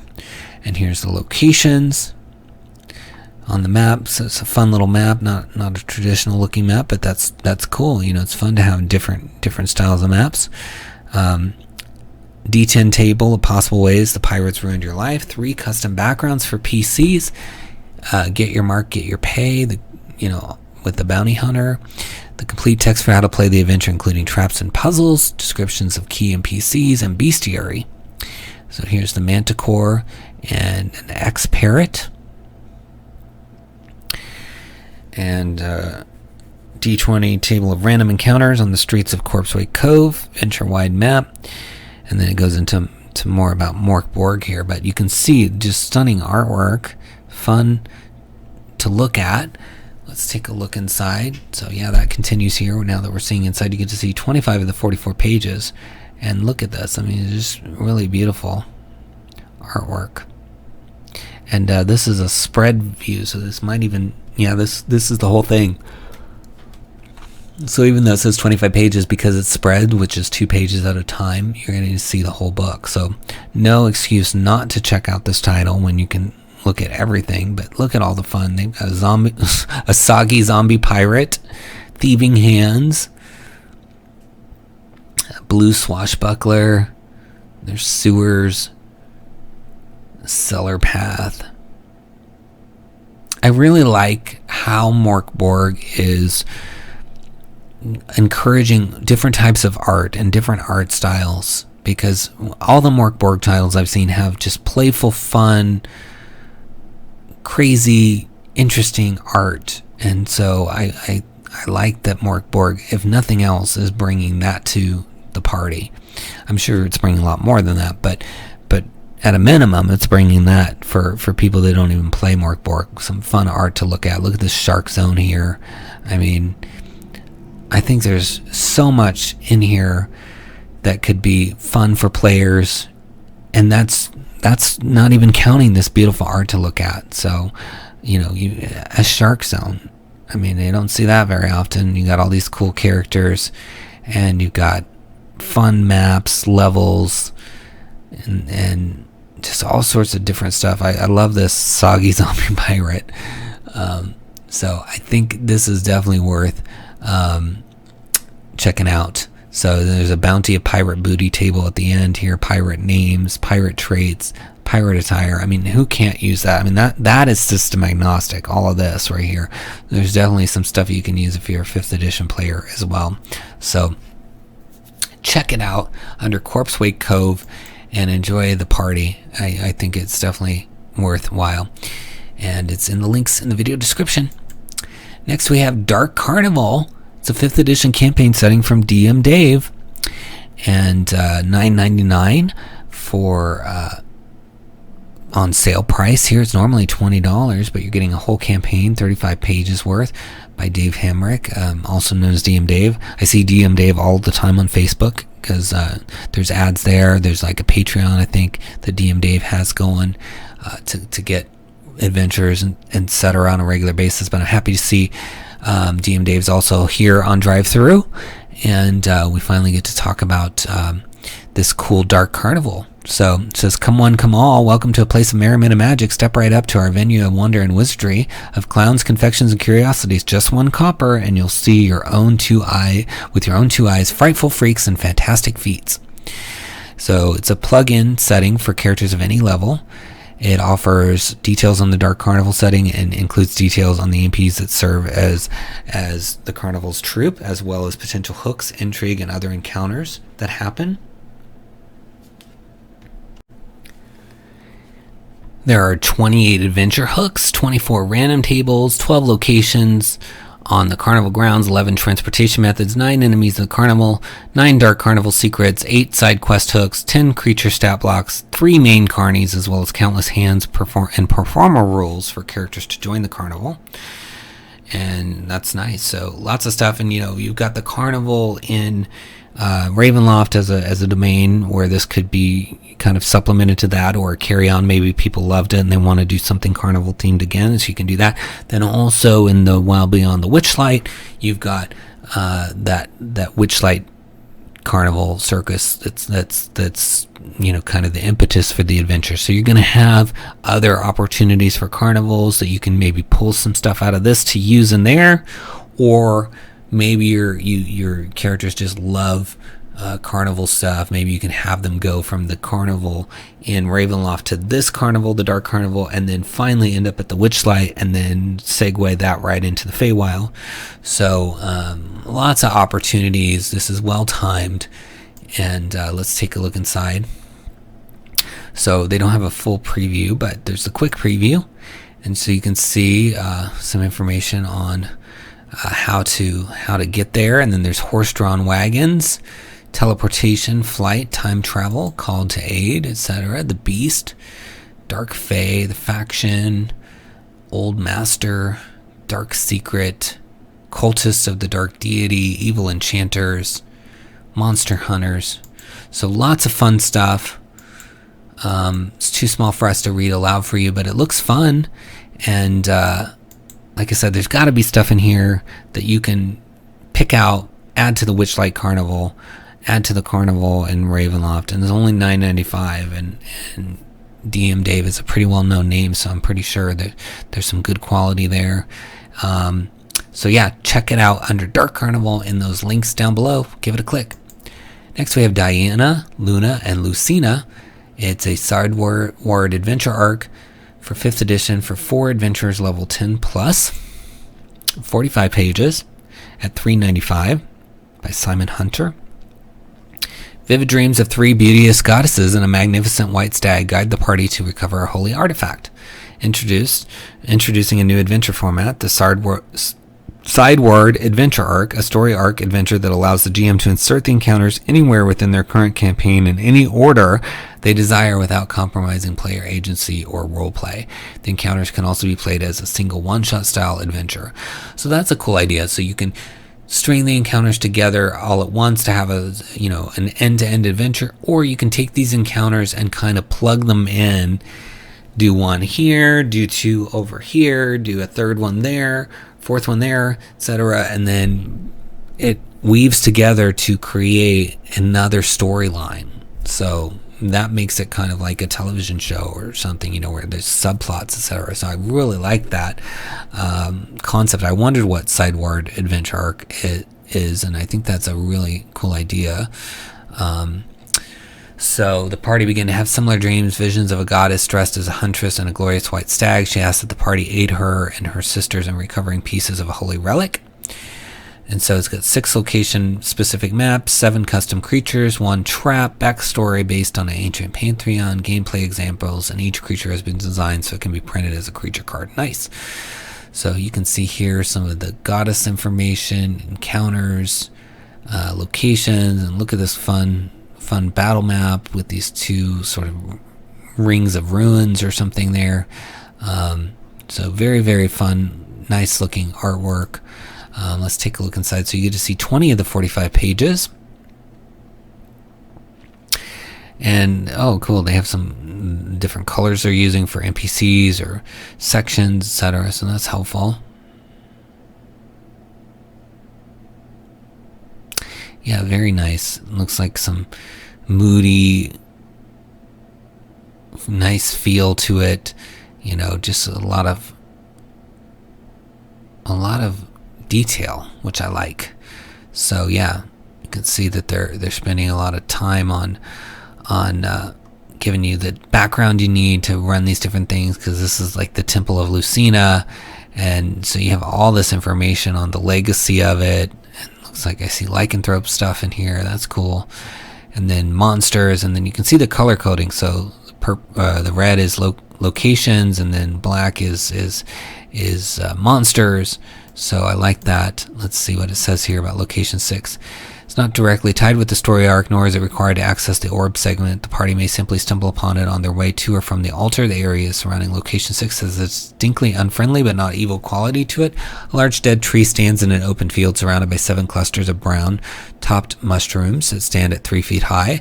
A stream of billowing fog wafts from each cluster towards the tree, enveloping it in a white haze. This flow of a strange fog is unaffected by any breeze. The tree is an elder forest guardian in a dormant state. It is surrounded by 7 brown-capped toadstools that are part of its mycelium network. The party can investigate the tree and the mushrooms without provoking a reaction, though any attacks on the fungus or the tree will initiate combat. Players standing in the fog for more than a minute must succeed on a Constitution saving throw or suffer from a fungal spore allergy. So, fun little encounter. And that's just one location. They got a bunch of those. Hooks, all kinds of hooks here. The characters have heard stories of a magnificent white stag that lives within the forest from local farmers and townsfolk. So yeah, I could see where you could just encounter that. You hear about this stag and then you encounter it or see a glimpse of it in the midst of other stories. So yeah, if you're planning a long campaign and you want some stuff to weave into it, this is 5th edition. Consider Diana, Luna, and Lucina in the links below. Give it a click. Next we have Infernal Tranquility for old school essentials from Earl of Fife Games at $4.99 by George Shoemaker. Already has a 5-star rating. A dangerous cult begins to transform a peaceful town into a chaotic haven for madness. Will you stop their machinations, or will infernal spirits destroy everything you hold dear? In this adventure, players will guide their PCs in the defense of Tradesman's Root, a small settlement wedged in between a large plateau and a dark forest. So it's an adventure for 4 to 6 first to second level characters. It can be used with any fantasy setting the GM desires. So it's OSR, but I'm guessing there are ways to adapt this for other editions. It's 4 to 10 hours of play and choices that matter. You can see the layout looks nice. Lots of open space, so it's easy to read. And some artwork. Let's take a look at the interiors.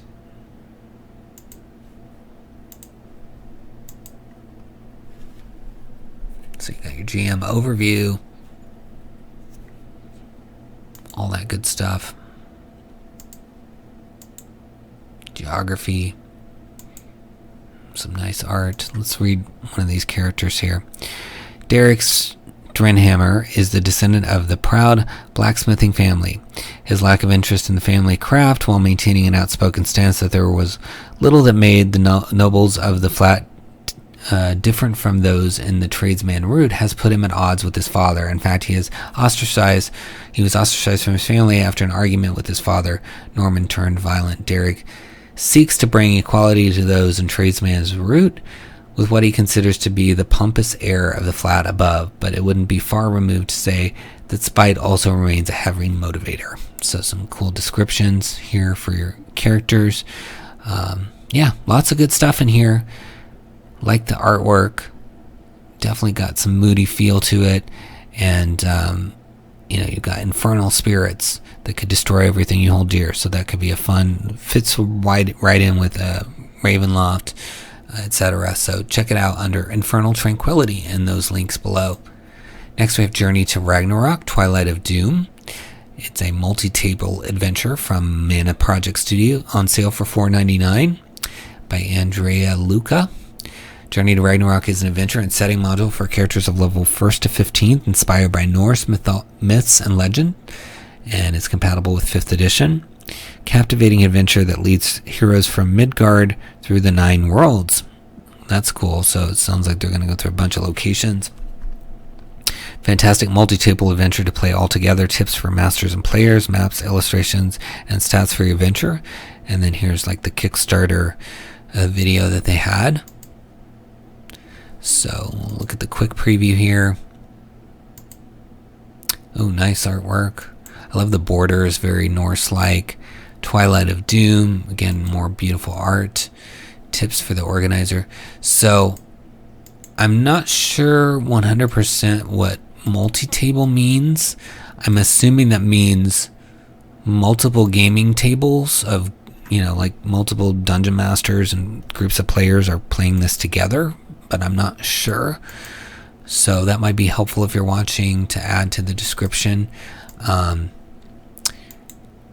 And it would be cool to see some of the pages, at least, even in here as an image, because it looks really good. I mean, this artwork is stunning, and the borders are nice, and I would love to be able to read some to you guys, but they're a little small for me to be able to read to you. But I think they look really good, and maybe by the time you click the link, they'll have added either a full preview or some pictures for you to at least be able to read some of the text, because I think you're going to like it, but some people are hesitant to buy without getting to look at more, so hopefully you'll get to see some more and it'll encourage you to buy it, because I think you should grab it while it's $4.99 for sure, before it goes up to that price. So click on Journey to Ragnarok in those links below. Next we have Paris Gondo, the life-saving magic of inventorying. The Dale Sensation, 3 million manuscripts copied, and it's by the Releases, $9.99, normally $20 basically. Author is Callum, with the artist Bodie Hartley. It's 132 pages, so that's a lot. It says the play-based Gone Paris method is a simple, smart, and effective way to banish encumbrance forever. Adopt this dungeoneering strategy and never be overloaded again. It says it's for OSR. It's a tongue-in-cheek tribute to encumbrance rules and other tropes found in beloved dungeon-crawling games. It is a GM-less storytelling game for 3 to 6 players, designed to be played in a few hours with polyhedral dice and no preparation. Players in this game embody adventurers who, as a group called a party, have reached the last level of a dungeon and defeated the boss who presided over it. Play starts as adventurers discover loot you create. The objects you decide your adventurer carries home makes up what you pack as their final inventory. If adventurers hold on to possessions that spark joy, they might feel invigorated and satisfied for the rest of their existence, or at least until their next adventure. But letting go of less emotionally charged but useful belongings might prove to be a deadly mistake for the party on their journey home. So content replay is a transcript of a complete play session, complete rules, play aids, card decks, etc. So let's take a look inside. So yeah, just having a lot of fun with encumbrance here. It seems like it's kind of like a mini game where you're just dealing with carrying out this loot that you find at the end of the adventure. So you got starting inventory of a cherished instrument, fabulous attire, flimsy rapier, gourmet rations, I can't even read today. Melomaniac donkey, steamy love letter. All right, all things you need, right? Holy shield, nice thrice breast hammer. So some fun stuff. And it looks like you're going to deal with your usefulness, emotion, etc. So you might find even some things here to tweak encumbrance or inventory in other editions. It just looked fun. I like the art, and I know that the Releases has a really popular podcast, and so I'm sure that there's a lot of people that would be interested in this, since they're also interested in that podcast and OSR as well. So fun stuff. Check it out. Click the link to Paris Gondo in the video description and have fun with inventory. Next we have Phantom Radio from Game Point Worlds. It's $9.99 by Keith Haney. is for Pathfinder 2nd edition. It says a pirate radio station has been broadcasting in the capital city. The on-air talent professes to have the ability to cast spells via broadcast signals. It has mostly been dismissed as a promotional hoax to garner more listeners. Recently, an outspoken opponent of the broadcast was reported to have committed suicide at the behest of the radio host. Authorities began an investigation, but have been unable to locate the source of the broadcast. The possible magical nature of this investigation means it falls under the jurisdiction of Nacht Richter. Since the investigation began, unconfirmed reports blame illness and dangerous behavior on the broadcast. So, nice little setup here for kind of a modern style, it sounds like, or maybe retro style game involving a pirate radio station. Let's take a look inside. So I like the artwork. This is later in the book. I think this is toward the end of it. So you get to see 4 pages out of the 52. And I like the, let's zoom in if we can here. I like the layout, even the page numbering with the butterfly here. And then you've got the characters. So he's age 31, talents, all these things, triggers, personality traits, mission motivations. Wolfgang is a freelancer at heart and is looking to advance himself in the organization. He's happy to play second fiddle to a strong leader, but in the absence of initiative, he will remind the team of mission objectives. So it's kind of hard to navigate when you zoom in here, so I can't get over here to read this, unfortunately. But it looks beautiful. It says when the PCs are briefed on the mission, they will be given an opportunity to select from a pool of agents for the mission. It's recommended that at least one NPC accompanies the players on the mission. It's expected that the players will know the capabilities of the NPC pool since they spent time in training together. So, and then it gives you some more directions on how to deal with this pool, but I like the artwork and the information and just even the fonts that they're choosing here to give this kind of pirate radio retro feel. It's kind of cool. Burgundia, Phantom Radio, Endless Night Adventure Path. So definitely fun option if you're looking for something a little different, maybe not the fantasy setting that you're used to, but still has spells and things like that involved. So, and for Pathfinder 2e. So check it out under Phantom Radio and those links in the video description. Next we have Shiny Sundry of Slimy Ooze. I love this cover. Just fun, evocative of the ooze and how different ooze things can be. From Shiny Press for $5.99. Author Gabriel Pereira and Gabriel Ribeiro.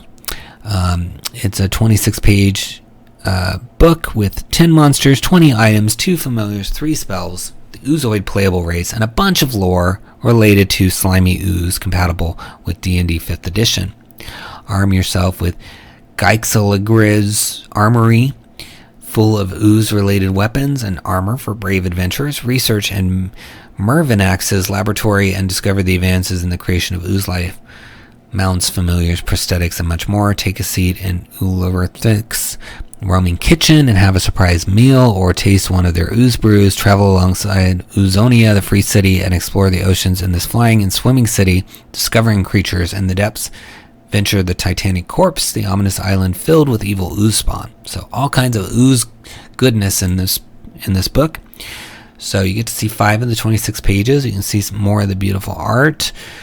Shiny always has awesome art, and look at this. Here's the 𝙤𝙤𝙬𝙨. And this is the, it looks like a different language edition. I want to say it's Spanish or Portuguese, so I can't read you any of this, but you can at least see the artwork. I'm guessing you get both the foreign language edition and the English edition as you purchase.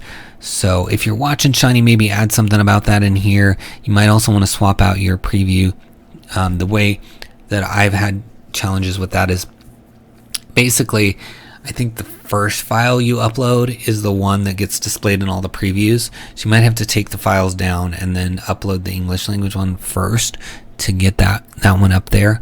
But very fun. I mean, you can't go wrong with the art in there, right? That art is just beautiful as always, and it looks like all these items are illustrated, and just lots of fun stuff going on. Ooze is just, I think, are one of the classic D&D monsters and have such color and flavor, and people always are curious about them. So I think a whole book devoted to it with beautiful art is just a slam dunk. So click on Shiny Sundry of Slimy Ooze, check it out for yourself. Probably have the English language version on it by the time you click, because first thing I do when the video goes live is notify all of these creators so that they have opportunity to watch it as soon as it comes out. So probably within a day or so they'll have that preview changed, I'm guessing. But yeah, check it out and have fun with all the oozy stuff in here under Shiny Sundry of Slimy Ooze down below. Next we have SOS9 Beneath Bernhold from Starry Night Press. It's an adventure for levels 8 to 10 for 5th edition, but it says it's also compatible with Osric and OSR. So yeah, I'm not sure if it's mainly 5th edition or if it's mainly OSR. I would guess OSR because that's what they're saying here, but we'll look inside and see if we can get a clue from the quick preview as well. So I'm guessing OSR though, because it says old school series. It's a challenging scenario intended for 4 to 6 veteran level adventurers of level 8 to 10. Your players find themselves in the village of Vendobo, which lies in the southern portion of the Imperial province of Aquila. There they will meet the sage 𝙭𝙬 Faso, who seeks to employ them to investigate the ruins of ancient Bernhold Keep, looking for information to aid his research and to rescue a group of young neophyte adventurers he previously sent to complete the task and who were never heard from again. So, and here's some of the maps. So you get some cool, I love these maps. They always look nice. And, yeah, it's 2-level dungeon delve, undead beings, eager to feast on the souls of the living. It says written to be generic and compatible with most fantasy role-playing games and should be usable with any fantasy role-playing game rule set. Okay, minimal statistics are included in the text of the adventure, but complete OSR statistics are included in the appendices for both standard foes and 4 new undead foes. So I'm guessing that they're using generic enough creatures that it's easy to adapt to 5th edition. So very cool. It's on sale, $4.99 right now, which is nice. So let's take a look. So yeah, you've got the credits, intro, history, travel to Bernhold, random encounter tables. Here's a map. Yeah, very cool. Let's go look at the random encounter table because that'll also give you an idea if you can do.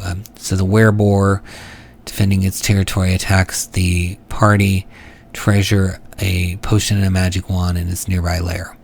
So yeah, that could be 5e because you could get the wereboar stats and then come up with a potion and a magic wand from your, whatever you have on hand. 2 giant spiders, scuttle over an attack, treasure is a magical shield. Yeah, so I see how they're doing it. They're making it kind of generic enough that you can use 5th edition. So very cool. That's a nice technique to make it more for your money, because then you can use this with 5th edition or OSR. I mean, you do have to do a little bit of work in the sense that it's not telling you what wand or what item to use, but it seems to be only the items that you have to do that with, so it's not too much. You can get those items from other books we previewed, or just a stash of items if you have those, and you can get those ready to go. So check it out under SOS9 Beneath Bernhold in those links down below. Next we have the Soul Sword Forge from Typhos Games at $8 by authors Sam Zimmerman and Josh Hitt. It's for OSR, but it also says it's system agnostic. The forge is abandoned. Will you be the ones to claim it? Castle Rex has lain abandoned these last 20 years. Since the creator disappeared and the Great War ended without resolution, no one has been able to retain control over the castle. Stories of ancient magics, terrified creatures, and a forge of creation itself have lured you into the castle depths. Will you make it out alive? The Soul Forge is a tabletop RPG adventure module for trophy gold and basic expert Dungeons and Dragons. The themes and aesthetics are heavily inspired by the tarot suit of swords and focus on themes of loss, imprisonment, and greed. So you can get the rules for trophy gold if you want to use that rule set at TrophyRPG.com. And then there's OSRs, BECME, basic, all that stuff. that you can use it with. And then there's a set of rules for incorporating tarot decks at your table, new magic items and encounters, additional city building choices, bestiary of a dozen thematically appropriate monsters, new character creation options, unlocked more interior art, and other stuff it looks like. Let's see what's inside. I like the artwork. Definitely has a nice feel. Got this cool graphic going through the middle there. So new backgrounds: escaped homunculus, persecuted seer, wild magic. The power once wielded by creators seems to be a mind of its own these days and occasionally manifests in unpredictable and unsettling ways. Pinnacles sap. Things in Witherberg Arc are often curiously sticky or damp. Coins in particular tend to evade. Let's see if I can zoom in. It's hard to read this.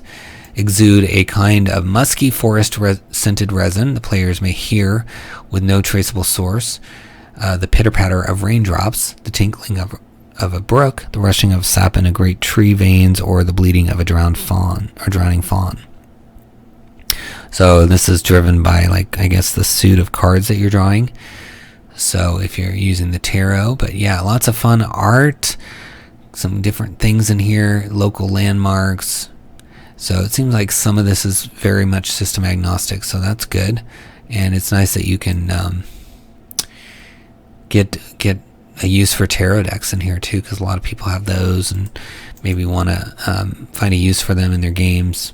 So many beautiful tarot decks being made these days on Kickstarter. So check it out under Soul Sword Forge and those links down below. Next we have the Spider God's Bride from Zoth Publishing. It's a adventure for character levels 2 to 3. It's a $3 publication at 26 pages. The mission is simple: escort a Lemuran lord and his entourage on a visit to the city of 𝙬𝙬𝙬. The road to 𝙬𝙬𝙬 is perilous, but it is after arrival that things truly take a turn for the worse. Can you avoid getting entangled in the webs of intrigue spun by the cult of the Spider God? So it's a standalone module inspired by pulp era tales of Robert Howard, E. Howard, etc. It's for 5th edition, and it's got the adventure. You can use it as a standalone module, city and dungeon maps, new monsters, NPCs, new magic items. All right, let's look inside. Got all the chapters of the adventure, and then at the end you've got your monsters and NPCs, treasures, etc. So nice font, so you get to see 7 of the 26 pages. Cool little map here showing what's going on. And then Guardians of Karja Pass, or Karja Pass. The spider priest Yatara, his servant and bodyguard Safu, and the dancing girl Dania are fleeing from Lamu, headed for the deserts of Kazakhstan and the Golden Dome city of 𝙬𝙬𝙬. Their small caravan consists of Safu on his warhorse, 4 mercenaries from Kursul on foot, as well as Yatara and Dania, who each ride their own camel in a canopied howdah that conceals the rider from prying eyes. In addition, there are 4 pack camels that carry dried fruit, rations, and water skins. So yeah, get a really nice feel for like a caravan and desert stuff. So yeah, if you're looking for some sort of desert fun, maybe Robert E. Howard, Conan style adventure, then click on Spider God's Bride in those links in the video description. Next we have Summer at Season Serenity Part 1 for 5th edition. It's on sale for $4.99, normally $14.99, by author Nicholas Cardarelli, and it's already got a 5-star rating. Summer at Season Serenity Part 1 is an adventure for 4 to 6 5th level PCs. A hero search for their lost mentor, Sir Pedrol, who has invited them to the exclusive and extraordinary resort, the Grand Lodge at Season Serenity. They must follow in Sir Pedrol's footsteps on a quest he was conducting before he vanished, to discover what happened and hopefully rescue him. Their heroes will be out of their league in the cinematic adventure of intrigue and wild dangers. And then they got a playtest clip, so that's fun and nice. So you can kind of see some people having some fun with it. So I definitely encourage you to check that out. It's from NTJC Productions. And let's take a look inside. Love this map, really gorgeous map. Colors with some points of interest here. There's a gatehouse, Grand Lodge, and fishing village. And it's also by Raised on D&D, which is a YouTube channel. So check them out as well. And you got your people involved, including playtesters and acknowledgements. Here's your intro. So this is all of the stuff that happens. And then you've got your appendix with your monster stats and player handouts. So it's nice that they have handouts. So you get to see 6 of the 44 pages. Yeah, beautiful maps. Be cool to see a page that has some of the content. So even as an image in here, if you guys could add that, that'd be awesome. But it's exciting. I think this looks like it's fun. I like the content. This video is a fun one. People are saying down here that they've had fun, so I think it's worth checking out if you're looking for a new adventure that's maybe not tied to a official Wizards setting. This gives you an option to have that, and it's 44 pages for $4.99 right now, so I definitely think you want to check it out now before that price goes up. So look for Summer at Season Serenity in those links in the video description and give it a click. Next we have Talking Cats by Travis Casey and Julian A.G. Stanley at a suggested pay what you want price of $1. Play a cat, not a human-sized cat person, but a talking cat with a magical luck powers, or a cat like Puss in Boots, standing on 2 legs and acting like a person. There's talking cats as a race. The Felinitsis, luck manipulating, I don't know. The pronunciations today, guys, sorry. I've just been through tongue twisters. I cannot say some of these things. And Strider, able to walk on 2 legs, sub-races. A new background, Feral, meant for talking cats and other animal type NPCs, but usable for any PC. A page of notes on using talking cats in a 5e game, and some very cute illustrations. So if you have a cat-loving child you'd like to get into D&D, this may be perfect for them. Yeah, so, and it's pay what you want price of $1, so you can't beat that. So let's take a look inside.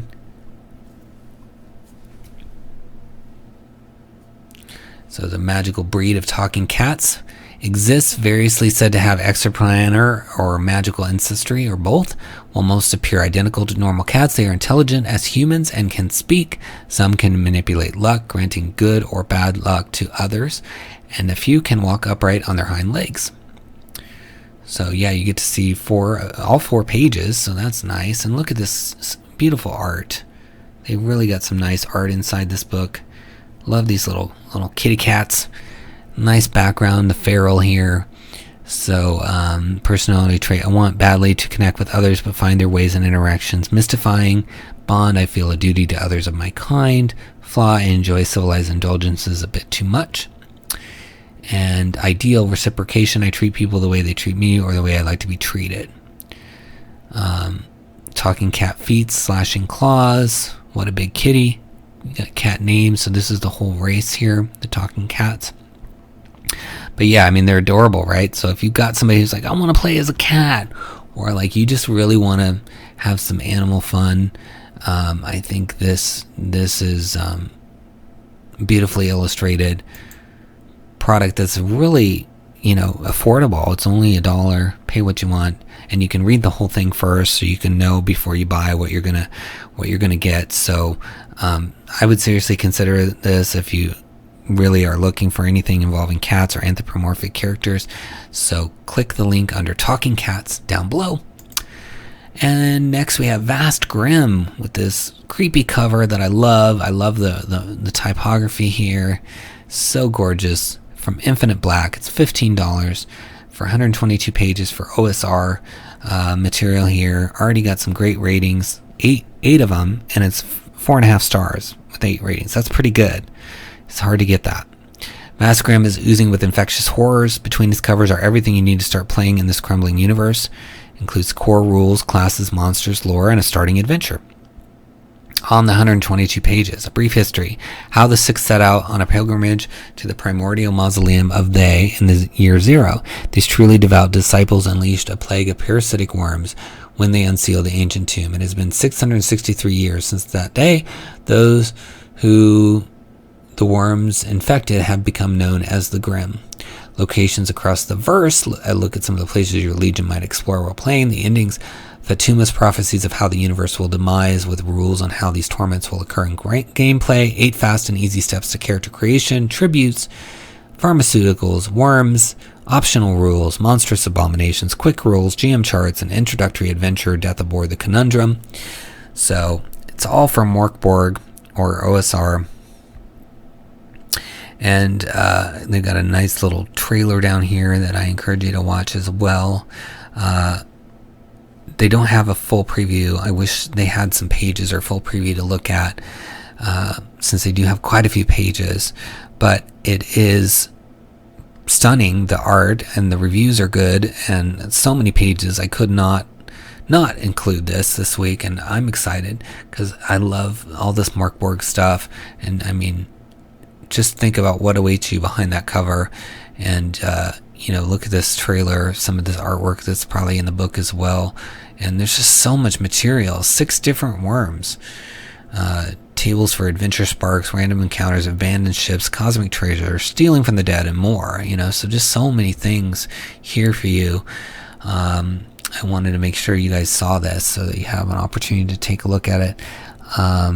And who knows, they might put some sort of preview up, even just a couple screenshots by the time that you click the link in the description below, because I think this is a fun one, guys. I would definitely check it out, especially if you play Mork Borg, because 122 pages of Mork Borg stuff would be great to have, because that is just slowly building momentum and gaining steam, and there aren't as many things for Mork Borg out there as there are for 5th edition and other editions. So I'm excited for this title. So check out Vast Grimm in the links below.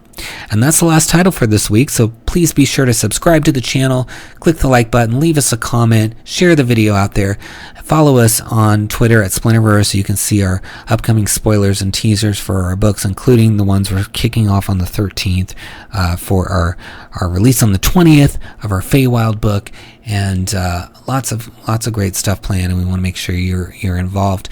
Also, if you're feeling extra kind, consider purchasing Potions Unlocked and Van Richten's Librum of Lineages. Both of those are linked down below as well. Those are 2 of our books. Lots of fun for lineages and potions if you're interested. And then, of course, clicking the links and supporting these great creators. It takes a lot of time, effort, blood, sweat, tears to make these books. Let's support these creators to encourage them to keep going. So click those links. It also helps the channel. In fact, if you click those links and buy anything at these sites, it's going to help the channel. So, we're not monetized as a YouTube channel, so every little bit helps. And as always, I appreciate all these great creators, all these viewers that are watching every week and supporting the channel. And until next time, happy adventuring.